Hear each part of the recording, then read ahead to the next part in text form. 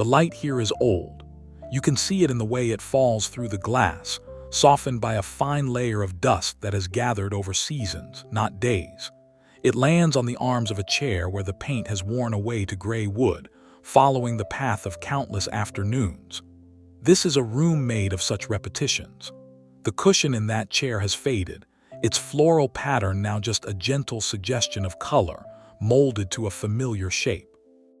You can see where the wicker on another seat has softened, its fibers no longer sharp, polished by use and the simple passage of time. Pots hold more than plants.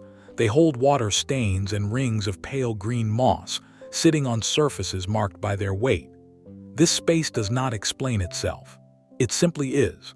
A small retreat built slowly, piece by weathered piece, between the house and the garden. Its coziness is not an idea, but a condition you can observe in every sun-bleached book spine, every frayed edge of a blanket, every leaf that brushes against the window from the outside, invited in. This is what was promised. A vintage outdoor oasis, a cozy garden room, shown exactly as time has left it.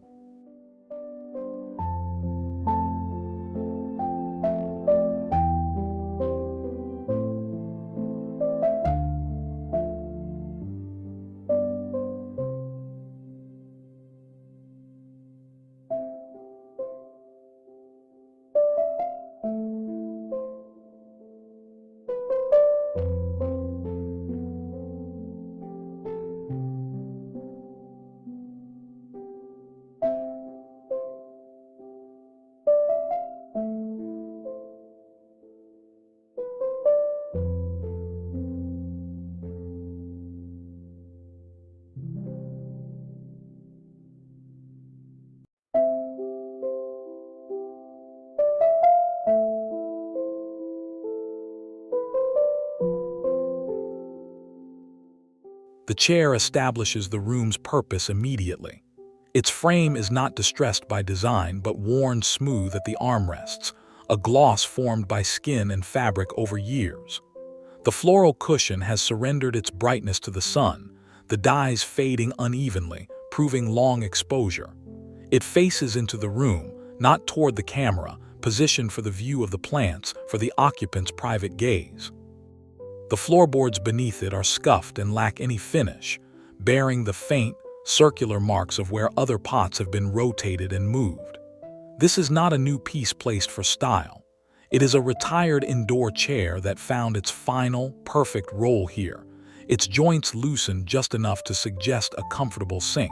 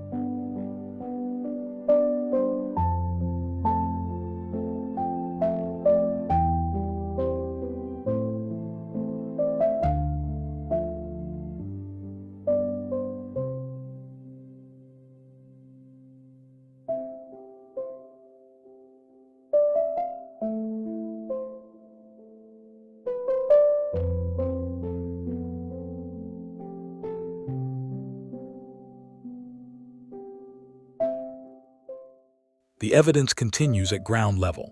The terracotta is not a uniform orange. It is a map of water and mineral absorption, with dark, damp patches at the base and a crust of white deposits near the rim. The spider plant itself is thriving, but its old leaves are brown-tipped, not perfectly manicured. This small ecosystem in a pot shows care but not fussiness. The wooden stool it rests on is dry, its grain raised and rough from humidity, never sealed with varnish. This cluster of details, the stained pot, the thriving yet imperfect plant, the rustic stand confirms a space where things are allowed to live and age according to their own nature, without intervention.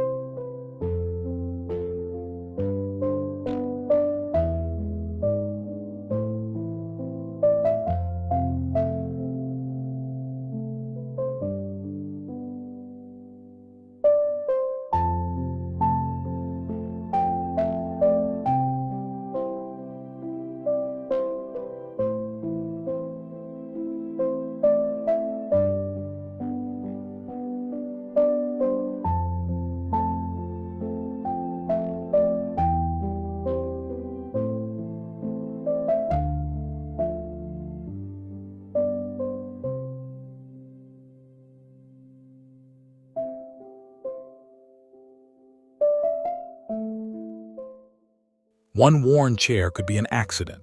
A collection of them forms a pattern. Here you see the repetition. A metal chair with paint chips, a wooden stool with a wobbly leg, a small side table with a ring from a forgotten glass. None match in style or color, yet they match perfectly in condition. They share a common language of use. Their surfaces are all softened, their edges rounded. They are arranged for conversation, for shifting a seat to follow the sun, for placing a cup down within reach. This is not a set. It is an accumulation, a slow gathering of cast-offs that found harmony through shared exposure to the same light and air.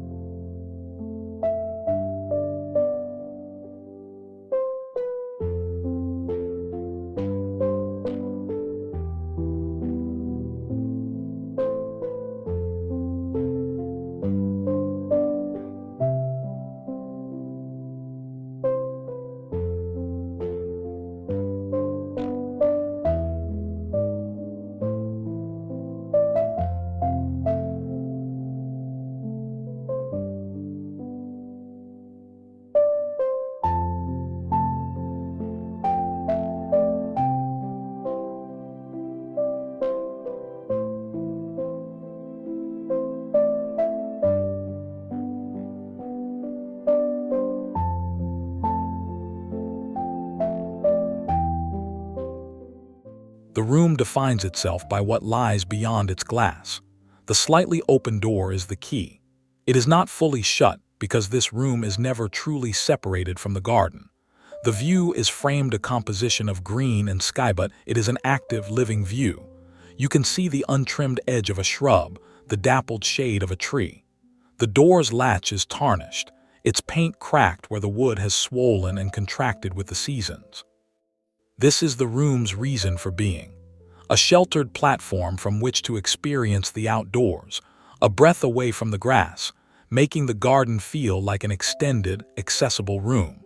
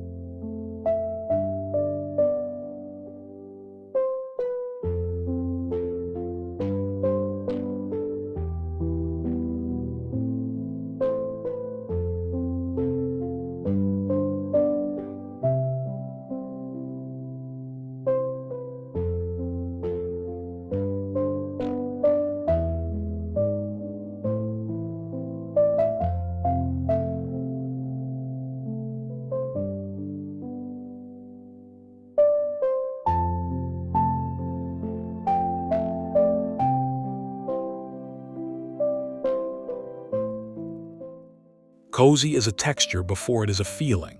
Here, it is the frayed end of a rattan strand, soft to the touch where it has unraveled. It is the nap of the wool blanket, worn thin in the center but still dense at the edges, its colors muted to dusty rose and sage. The weave of the wicker has expanded and contracted, creating small gaps. The blanket has pilled. These are not flaws, they are records. They are the physical memory of weight, of warmth, of afternoons spent wrapped up, of arms resting. The coziness is embedded in the material surrender to the body and to time.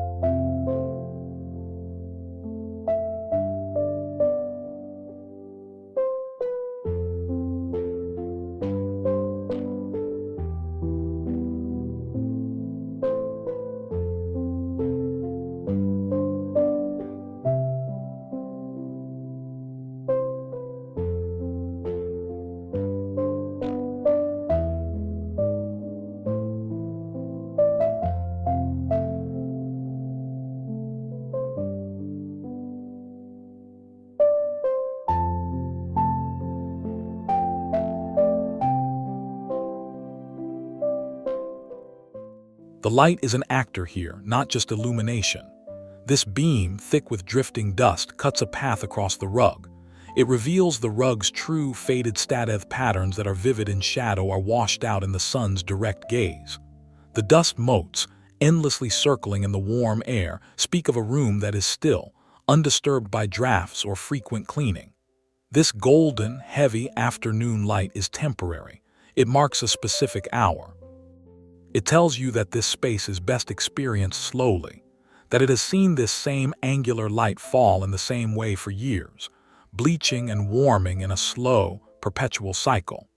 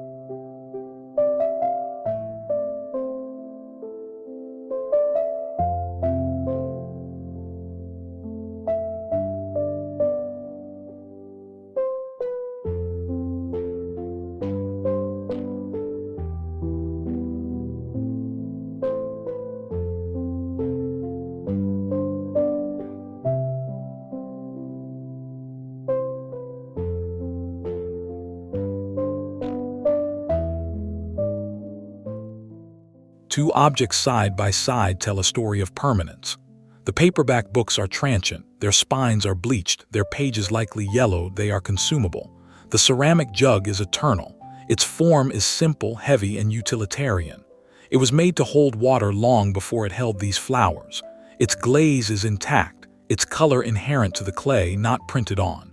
It belongs to the room in a way the books do not. The books will be replaced.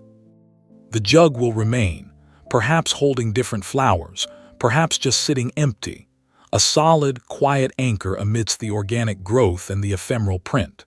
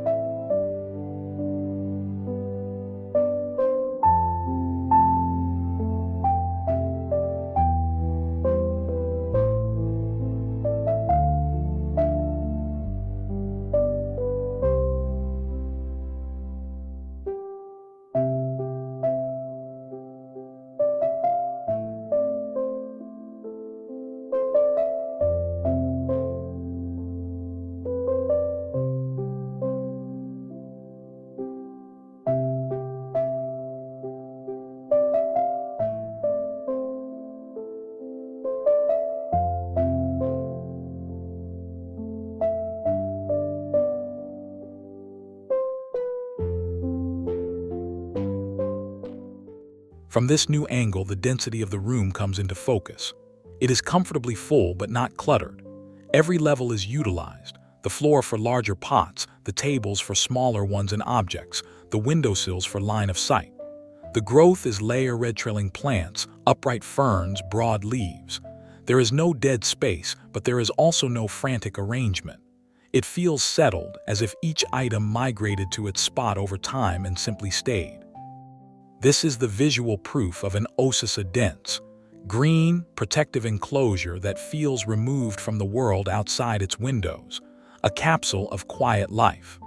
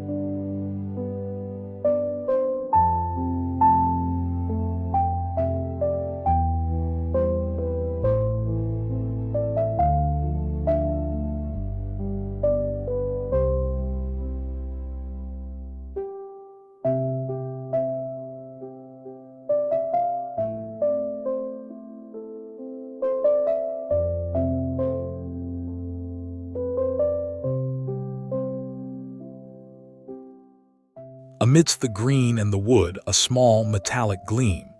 The bell is not placed prominently. It is partly obscured, as if it slipped behind the pot and was forgotten.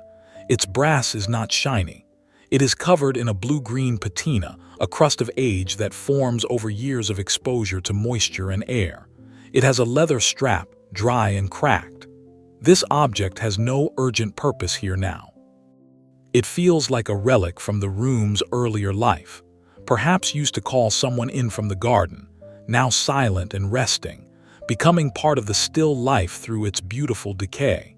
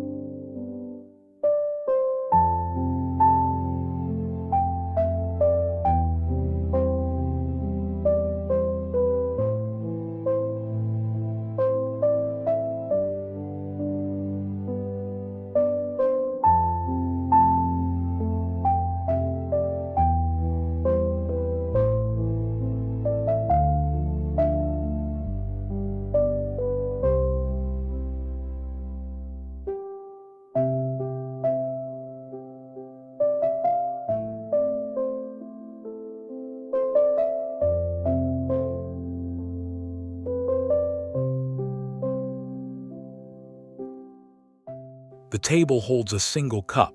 This is a profound detail. It defines the scale of the solitude this room offers. The table is small, round, perhaps once a plant stand. It is just large enough for a book and a cup. The cup's crackled glaze, a network of fine lines, shows it has endured temperature change-shot tea poured into a cool vessel. This is not a table for gatherings. It is a perch for one. It confirms the intimate, personal nature of this oasis. It is a space designed for a single person's quiet ritual, for thought, for reading, for simply being alone with the plants.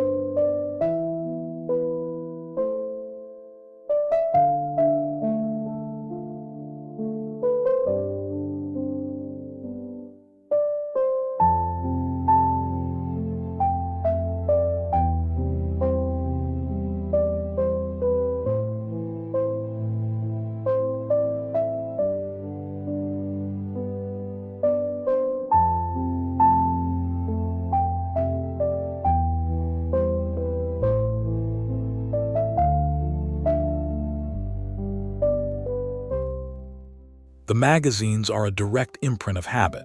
They are not stored on a shelf. They are piled beside the chair within easy reach. The top one is laid open, face down to hold a place.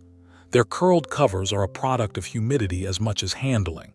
This is the archaeology of a repeated activity.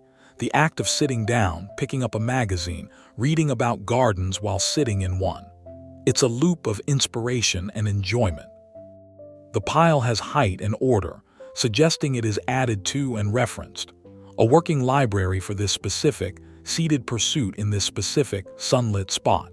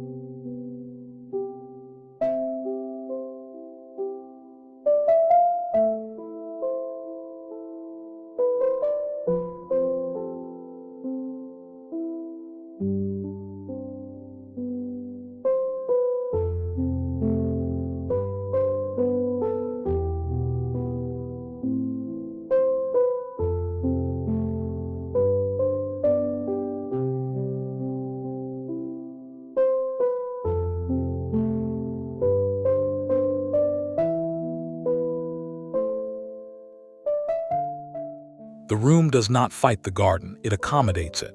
The windowsill shows this negotiation. The paint has failed, bubbled, peeled, and flaked away, defeated by condensation and rain spray. In the exposed wood, a small trail of ivy has found an opportunity, creeping in from its pot on the outside, exploring the interior. This is not neglect, it is symbiosis. The room accepts the moisture and the organic intrusion. It allows the boundary to be soft, permeable. The garden is not a picture outside. It is an active participant, slowly leaving its mark on the very structure of the room.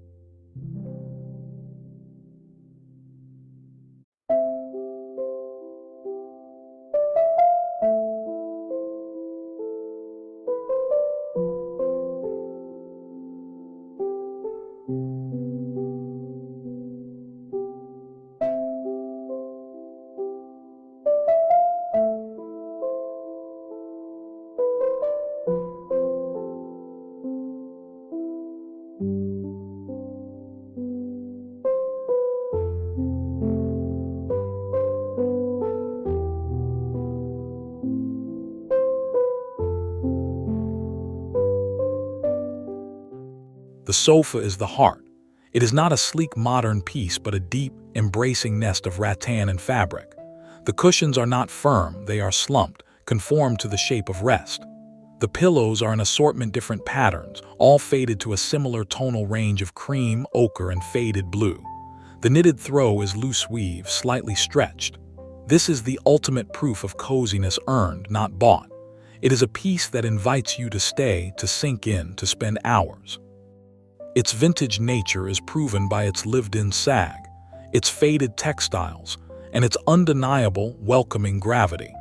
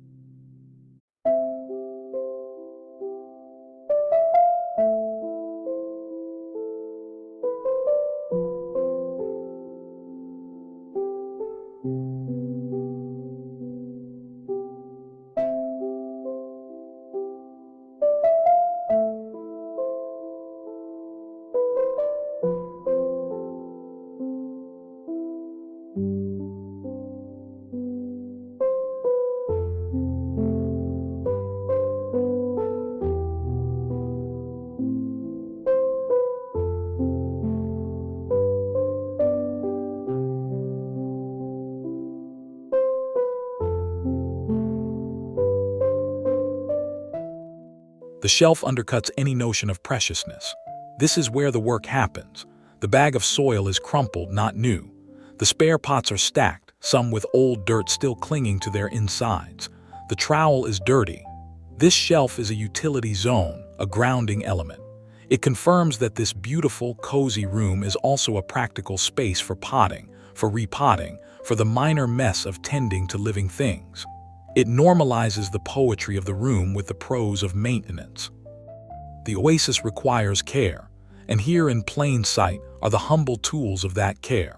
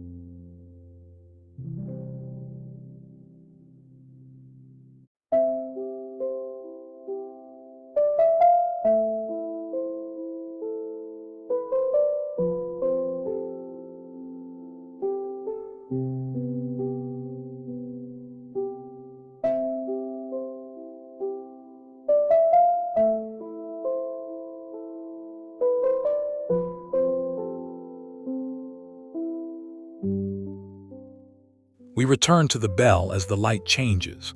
In the softer, lower evening light, its verdigris patina seems to glow with a warmth of its own. It is no longer just a forgotten object. It is a touchstone. It holds the hours of this room within its silent form. The green corrosion is a beautiful record of every humid summer, every rainy spring spent in this glass-walled space. It does not need to ring to have presence. It simply is. A small, heavy, perfect artifact of the room's accumulated time, a focal point for the quiet memory the entire space embodies.